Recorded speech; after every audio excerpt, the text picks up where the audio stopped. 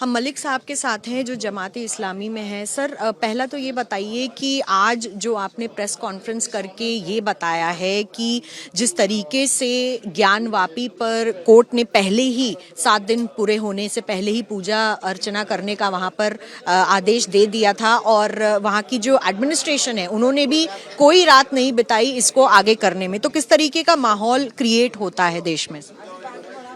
ये बहुत तशवीशनाक है। असल में हमारे देश में ये एक मजहबी देश है। यहाँ हिंदू, मुस्लिम, सिख, ईसाई, दलित, आदिवासी ज़्यादा लोग यहाँ मज़हब को अहमियत देते हैं, मज़हब को मानते हैं। ये नास्तिक लोगों का देश नहीं है। तो इसलिए यहाँ इबादतगाहें हैं, मस्जिद है, मंदिर हैं, चर्च हैं। इसकी एक हिस्ट्री है। अब हिस्ट्री में क्या मस्जिद थी, क्या मंदिर थी और क्या मंदिर थी, क्या मस्जिद थी, ये सवालात में ना जाएं और उस मसले में फंसने से बचने के लिए हालात को देखते हुए हमारे मुल्क ने एक बिल पास किया, कानून बनाया, प्लेसेस ऑफ वर्शिप एक्ट 1991, जिसमें ये बात कही गई है कि 15 अगस्त 1947 को जो इबादतगाह है उसकी जो कैरेक्टर है वही कंटिन्यू करेगा। अब अगर डोर खोल दिया जाए तो इसका मतलब ये है कि हर मस्जिद पे, हर मंदिर पे ये सवाल खड़ा होगा और ये सवाल रुकने वाला नहीं है। तो क्या देश में अब यही झगड़े हमें करना है? तो इसकी जिम्मेदारी तो अदालत की है ना। कानून को नाफिज कराना, वो तो कानून के मुताबिक फैसला करना, वो तो कोर्ट का काम है। तो कोर्ट ने खुद मुल्क के बनाए हुए कानून के खिलाफ फैसला किया है। तो ये खुद हमारे नजदीक मतलब ये है कि अब सब खामोश हैं। तो क्या सर इस बार आप, क्योंकि लगातार कोर्ट में जाते रहे, चाहे इलाहाबाद हाई कोर्ट हो या सुप्रीम कोर्ट हो, उसके दरवाजे भी आप लोगों ने बाबरी मस्जिद के मामले में भी खटकाए थे, तो क्या अगर आप की बातों से मुझे लग रहा है कि आपको कोर्ट पे विश्वास नहीं है, तो कहाँ अपनी गुहार आप लोग लेकर जाएंगे? यही तो सवाल है, यही सवाल है जो आप कह रहे हैं, बहुत अहम है। आपने हमारी बातों से जो महसूस किया है वही तो तशवीश है कि अगर आदमी अपने मसले के हल के लिए ना इंसाफ हासिल करने के लिए तो अदालत ही जाएगा, कोर्ट को ही जाएगा। हम आइंदा भी कोर्ट ही को जाएंगे, लेकिन जो शिकायत है वो भी रखेंगे।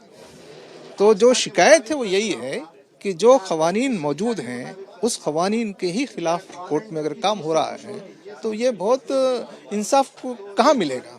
देखिए मलिक साहब, अब पूजा अर्चना ज्ञानवापी के उस तहखाने में, व्यास तहखाने में शुरू हो गई है। अब कोर्ट का जो भी फैसला होगा, क्या उससे ये पूजा रुकेगी? क्या आप ये गुहार लगाएंगे कि वहाँ पूजा अर्चना नहीं होनी चाहिए? क्या आपका अगला कदम रहेगा? हमारा तो जो कदम ये रहेगा कि हम अदालत से कहें कि वो इंसाफ करे। अदालत में एक कमज़ोर आदमी है और एक ताकतवर आदमी है, तो अदालत ये नहीं देखती कि कौन ताकतवर है, कौन कमज़ोर है। अदालत ये देखती है कि किसकी बात दुरुस्त है, किसकी बात दुरुस्त नहीं है। तो यहाँ ऐसा हो गया है माहौल कि लोग ये देख रहे हैं कि कौन लोग ज़्यादा हैं, कौन लोग कम हैं। तो अगर ऐसा हो तो फिर अदालत क्या हो, तो जो लोग ज़्यादा हैं वही लोग फैसला कर लें। सर, फैसले की बात से उत्तराखंड सरकार ने अब कह दिया है कि इस सत्र में यूसीसी भी लागू करने का प्लान वो सामने ला चुके हैं और इस पर सहमति भी बन गई है। यहाँ तो बहुत दिनों से इस किस्म की बातों पे अमल कर रहे हैं। ट्रिपल तलाक का मसला आ गया और भी इशूज़ जिसका ताल्लुक यूसीसी से है वो बहुत पहले से यहाँ पे कर रहे हैं।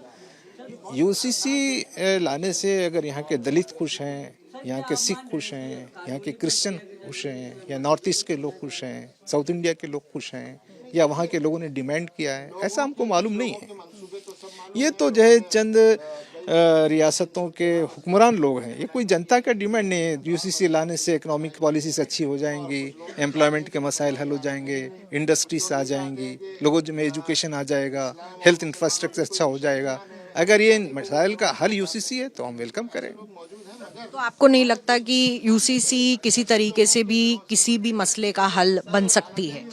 ये मसले को पैदा करने के लिए लाया गया है, ये मसले का हल नहीं है। ये मसाइल पैदा कर कर लोगों को तकलीफ देने के लिए लाया जा रहा है। एक और बात, जब देश भर में आज यूसीसी और ज्ञानवापी तमाम बातें हो रही हैं, वही भारत सरकार ने आज प्रधानमंत्री नरेंद्र मोदी ने अनाउंस किया है कि वो एलके आडवाणी को भारत रत्न दे रहे हैं। उसमें हम क्या कर सकते हैं, हमारा उसमें कोई रोल नहीं है। उनको भारत रत्न अवार्ड देने का जो मसला है वो तो हुकूमत ने तय किया है, और हुकूमत जिसको चाहे अवार्ड दे सकती है। वो चाहे तो हर्ष मंदर को दे सकती थी, तीस्ता सीतलवाद को दे सकती थी, किसी को भी दे सकती थी।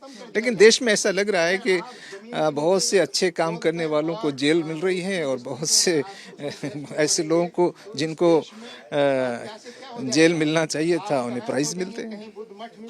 क्या आप इससे ताल्लुक बना रहे हैं बाबरी मस्जिद का, क्योंकि कहा जाता है कि एलके आडवाणी जी इसमें इंस्ट्रूमेंटल थे। आपने अभी अपने पीसी में भी कहा कि मस्जिद तोड़ने वालों को भारत रत्न मिल रहा है।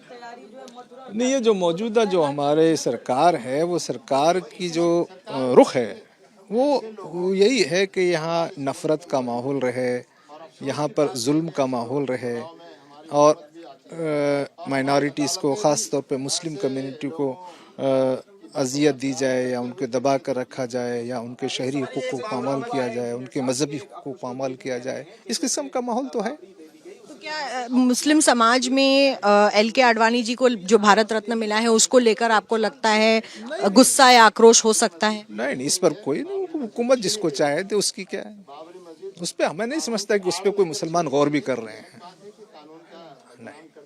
बहुत बहुत शुक्रिया हमसे बात करने के लिए, क्योंकि माहौल इस तरीके का है कि एक तरफ बात हो रही है ज्ञानवापी की, दूसरी तरफ बात हो रही है बाबरी मस्जिद, और इस वक्त तो यूसीसी को लेकर भी काफ़ी सवाल खड़े किए जा रहे हैं। इसलिए जो मुस्लिम समुदाय है उनका कहना है कि जिस तरीके से आदेश दिए गए हैं कोर्ट की तरफ से, वो एक ही पक्ष की तरफ दिए गए हैं, और शायद इसमें भी कोर्ट्स को देखना चाहिए, और इसीलिए उनके पास भी कोई विकल्प नहीं है, वो भी तो कोर्ट का ही जाके दरवाज़ा खटखटाएंगे। नासिर खान के साथ मिलन शर्मा, आज तक।